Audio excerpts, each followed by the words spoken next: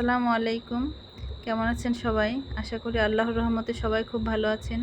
আলহামদুলিল্লাহ, আমিও খুব ভালো আছি। এই বর্ষার সিজনে গ্রাম অঞ্চলে প্রচুর পরিমাণে শাপলা পাওয়া যায়। এই শাপলা ফুলের ডাঁটা বা শাপলা ফুল দিয়ে নানান ধরনের মজার মজার খাবার তৈরি করা হয়ে থাকে। তো আজকে আমি করে দেখাবো শাপলা ফুলের বড়া বা পাকোড়া রেসিপি।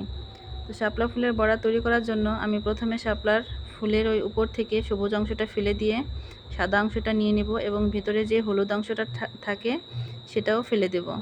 তো আমি যেভাবে পরিষ্কার করে নিচ্ছি,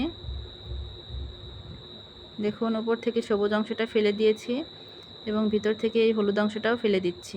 এভাবে আমি সবগুলো ফুল বেছে নেব, সাদা অংশটা রেখে দেব। দেখুন সাদা অংশটা আমি এতগুলো করে রেখেছি, আর এই যে সবুজ এবং হলুদ অংশ এগুলো ফেলে দিচ্ছি। এখন এই সাদা অংশটা দিয়ে আমি শাপলা ফুলের বড়া তৈরি করব। প্রথমে আমি এই ফুলের পাপড়িটাকে ধুয়ে নিচ্ছি ভালো করে পানি দিয়ে। এখন এই পাপড়িগুলোকে আমি কুচি কুচি করে কেটে নেব।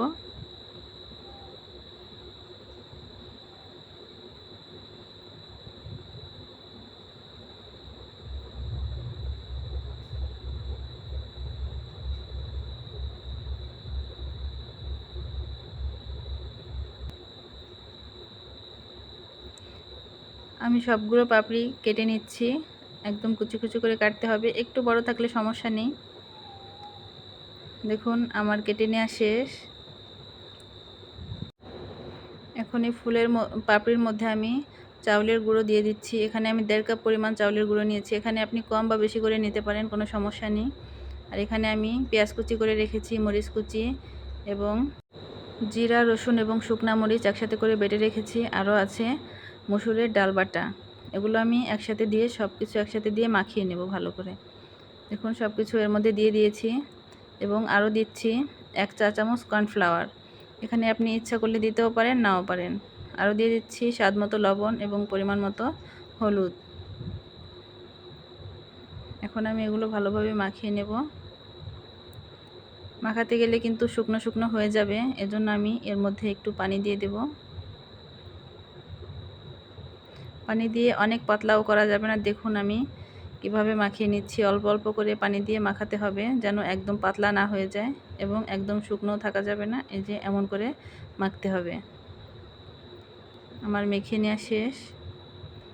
এখন আমি এগুলো ভালো করে ভেজে নেব তেলে। এজন্য আমি কড়াই বসিয়ে দিয়েছি চুলায়। এর মধ্যে দিয়ে দিচ্ছি সয়াবিন তেল। তেলটা গরম হয়ে গেলে এর মধ্যে এভাবে করে দিয়ে দিচ্ছি।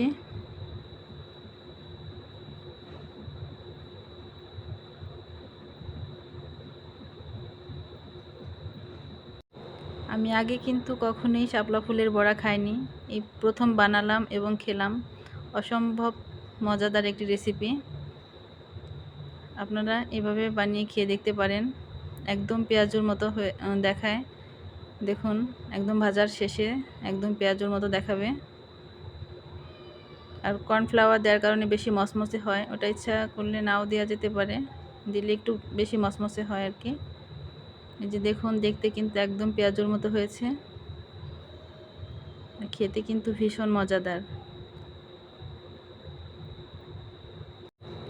আপনারা এভাবে বানিয়ে খেয়ে দেখতে পারেন। এটা কিন্তু বিকালের বা সন্ধ্যার দারুণ একটা রেসিপি। আমার ভিডিওটি যদি ভালো লেগে থাকে আমার চ্যানেলটি সাবস্ক্রাইব করার অনুরোধ রইল। প্লিজ আমার চ্যানেলটি সাবস্ক্রাইব করে দিবেন আমাকে উৎসাহিত করার জন্য। আমার নতুন চ্যানেল। সবাই ভালো থাকবেন, সুস্থ থাকবেন। আল্লাহ হাফেজ।